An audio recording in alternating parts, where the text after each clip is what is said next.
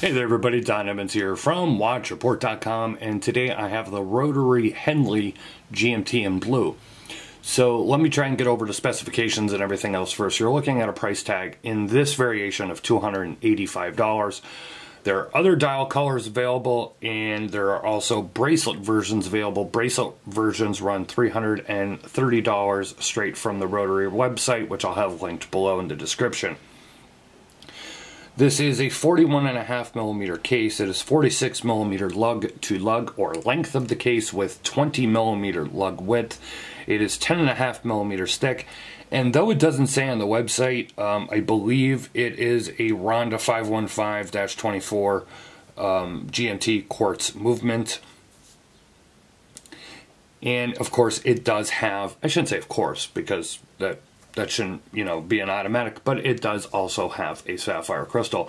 Very nice sunray dial, this blue one. They also have a green one, a black, and I think another color. The blue and the green look really striking to me just because of the way the color really does pop in the light. I'll try and give you the best look at that here on the video, but you could really see how nice that sunray dial of course is. This watch kind of got a lot of attention with pictures that I posted on Instagram. One of the funny things about it though is the second somebody finds out that it's quartz, and you know, if this was an they're selling this for $700 or something, I can understand going, gee, it's quartz, but it's 285 bucks. As I said, it's a sapphire crystal. You do have a ceramic bezel here as well, the ceramic GMT bezel. And you're getting a nice leather strap. It's a modest size at 41.5mm. And if this were an auto GMT, you'd be definitely looking at the $700, $800, $900 or more price range. So I really don't have an issue with the quartz for the price. It is a nice looking watch. You can see you got applied markers. You have your date there at the 3 o'clock position. That orange GMT hand, which I think is a nice touch. I love orange, so I'm glad that they went with orange over, say, red. I just like the color better, in my personal opinion. The bezel action is nice. This is a 100 meters water resistant, and it actually does have a screw down crown. That crown's a little small for my tastes to try and actuate it with my hands, but once I do get it, swear to God, I'll get it unscrewed here eventually. There we go. Once I do get it unscrewed, I have no problems working it. It is a little difficult, in my opinion, to try and move back and forth between the positions just because of how small it is, but it does work pretty nice, and it does screw down pretty easily. I'll give you a look here at the case back. Pretty simple etched case back here, but gets the job done.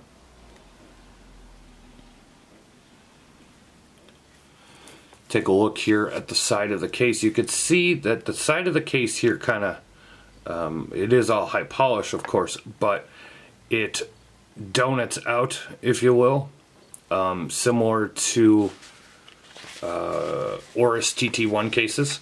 Now, I see this case used a lot for a bunch of different variations on the Rotary website. So if you go to the Rotary website and you're taking a look around, if you go to the link below to take a look at this, go and look at some of the other watches on their website. You're going to see this case shape really popular and just has a lot of, you know, variations, a chronograph and a 3-hand and a diver style, etc. So they're definitely getting their use out of this case shape. I really do like this caramel minimal stitch leather strap. It is a very, very nice leather strap, no complaints, very, very comfortable, very soft, very smooth, very supple. It's a good leather strap. If you like a leather strap, you'll probably like this one. If you don't like leather straps, go with the bracelet. If you don't plan on buying this watch, don't. Nobody cares. I sure don't, and I don't mean that in a negative way. I mean, I'm not here to sell you a watch. so I don't care if you buy one. I'm just here to give you my thoughts and opinions on it, and as I've said countless times before, no one's word is gospel, nor should it be. The other thing, though, that is an issue, well, not an issue, just it is what it is. The loom on this, and I'm going to say this word and I apologize, the loom on this is abysmal. I mean abysmal. You could check out the loom shot in my written review at watchreport.com because it will never pick up here on video, and I charged it for about a good 40 seconds before I took that shot, and you could just see that the loom is awful. It's not evenly applied. It's very grainy in all the applied markers. The hands are the only things that glow. I don't even want to say decent. So pet peeve of mine, only in the sense of I know it's not a dive watch, and I know you know, mostly probably the people that are buying this watch are not going to buy it for loom, but here's my thing. If you're going to apply loom, do it, and do it well, because that way then when I walk into the dark I could see what time it is. If you're not going to do it well, then just do like a, you know, a white enamel paint on the hands and the markers, and don't even worry about looming it, because I respect that more than I do doing a horrible job at the loom, in my opinion.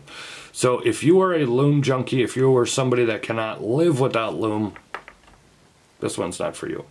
At $285, if you're just looking for something that's a little sporty / dressy, modest in size, and you want something with some nice specs, you know, you do have a nice quartz rondo movement, very nice dial, Sapphire, nice strap. I cannot speak to the bracelet because I never saw it in hand. But it's not a bad watch for what it is. I just wish that that loom was better than what you have here. Otherwise, pretty nice watch. You can check out my full review. Link will be in the description below. Leave a like or a comment here on YouTube. If you're not subscribed to our YouTube channel, hit that notification bell twice. That way you never miss another review or upload. Follow us on social media. We're on Facebook, Twitter, and Instagram. This has been a look at the Rotary Henley GMT.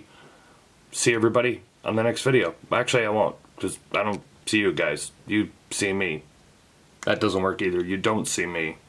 You see the watches, and that's the way we like to keep it here at Watch Report.